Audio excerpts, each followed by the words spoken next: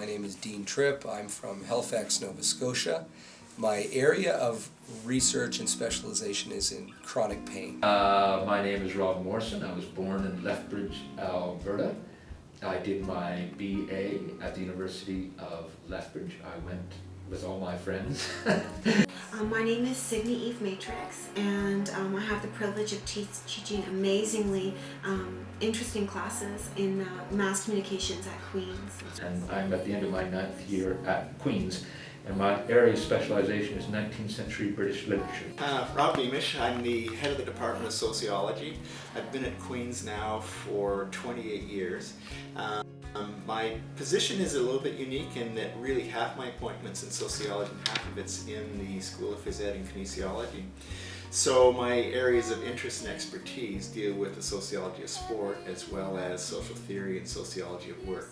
Well, I'm Paul Grogan, and I'm in the Department of Biology, and I'm a terrestrial ecosystem ecologist, which basically means that I try to understand how systems work, how terrestrial systems work. My name's James Miller. I am the Professor of Chinese Studies in the School of Religion at Queen's. I teach classes in Chinese philosophy, religion and culture. My research is about how religious traditions influence people's behaviours towards the natural environment.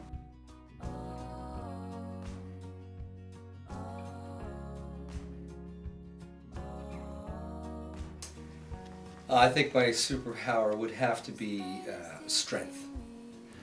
My superpower would be to make people do the right thing.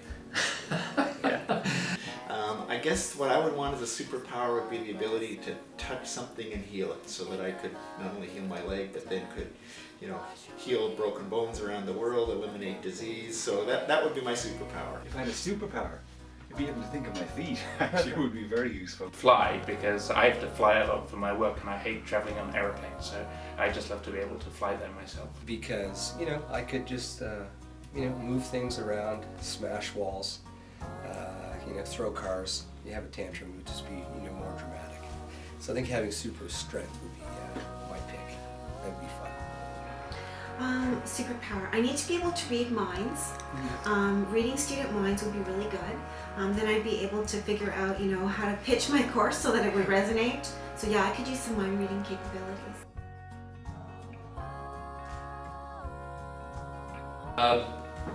My experience with Queen's students has been absolutely wonderful. You'd expect me to say that in this context, but it genuinely has been wonderful. I've taught at 7 different universities, and there is, in my experience, absolutely no comparison. Oh, my experience at Queen's, it's been great. There is a level of intensity and a level of commitment and a range of knowledge and exuberance and honesty about Queen's students that has been wonderfully positive for me. I have never taught or been around a group of people that were so motivated, so bright, so keen, and just interested. And I think that really sings when I talk about Queen's.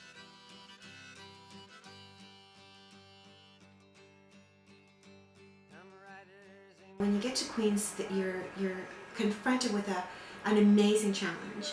And I think that one of the great things about being a student at Queen's is that students know how to work together. There is some major differences. Number one is, I call it the freedom factor. And you pay attention, this is important. I think that the amount of autonomy or new freedom that a student gets coming from high school is a major adjustment issue. The goal of undergraduate teaching, as many of us would think, is to move people from being dependent learners to being independent. I think that youngsters who come out of high school, and I say youngsters because sometimes kids who come out of high school are very naive to the transition of autonomy. So, you don't have someone structuring your day, you're not picked up at a certain time, you don't have house responsibilities if you're living away from home. I think that one of the main things here, in the humanities is really we want students to develop their own independent ideas, research skills and writing. Probably in the first couple of years at university, it's really about mastering the basic kind of material, and most of this happens in large classes. But I think that in the upper years, I really want students to start going beyond the course material, beyond what I know about the particular topic that we're investigating. In high school, and even in the first couple of years of university, you're presented with a whole lot of material, and provided you can memorize it pretty well, you're going to get by and do okay. And we want at the end of your undergraduate education to move you forward, as it were, in terms of your capacity to think for yourself, to learn for yourself, so that you're independent learners.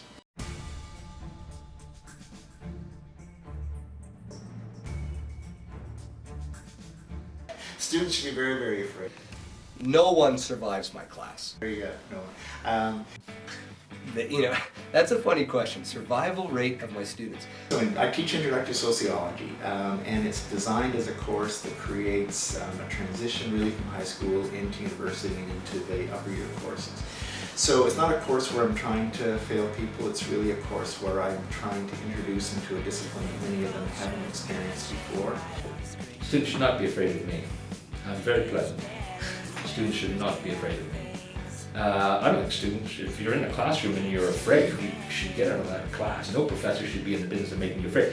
I think if I had maybe a 10% dropout, then that would just maybe be business as usual. But in fact, if I enroll 700 students, I'm likely to graduate 699. So students tend to stay in my class, and I'm just amazed at that.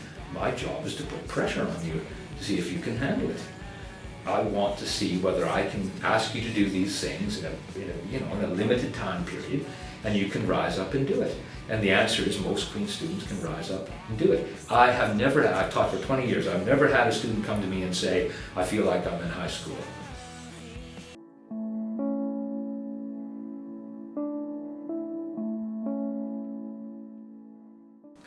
One final piece of advice to give to first year students. Follow your heart. Play to your strengths. Students should see a university education as a genuinely unique opportunity to really expand themselves and develop the skills that will carry them through life. So it's really important that they recognize that this is, a vitally important opportunity that they may never have again. Sometimes first year students come and they say, well, I've never taken an English course and I never really liked English, but I'll take one, right? I don't think that's a good idea.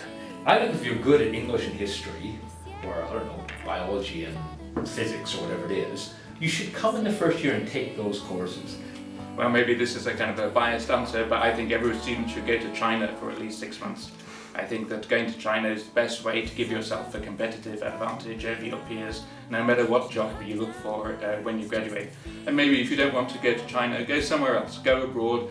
And so I try and encourage people to literally follow those interests, wherever your gut takes you rather than your mind, which might say, oh, I must do medicine, for example. There's lots of other more interesting things in medicine. I could be killed for that one. I would say my advice to incoming students at Queen's would be to introduce yourself to the professor, because even in a class of say 700, only very few students will come up and say, hi, I'm so-and-so. And I think that if you look for mentors early on, then it's much easier to climb the ladders that you might want to climb when you get closer to graduation. Queen's is getting very good now about trying to give students opportunities to go abroad, so you should look for that and you should take advantage of it. The students that really do well in first year are the students that come in prepared to work. And what I mean by that is, I mentioned earlier the adjustment issue and the preparation. And I think that if you can come to university and treat it like a job, okay, and treat your university day like an 8 to 4 job, if that's possible. So you want to get up early, the same time each day, you want to come to work, you want to go to the library and work when you can, see your friends, go to the gym, do something as a break. But basically, if you come and you work that 8 hours a day, Monday to Friday, okay, 8 hours a day, Monday to Friday, that is going to take you places.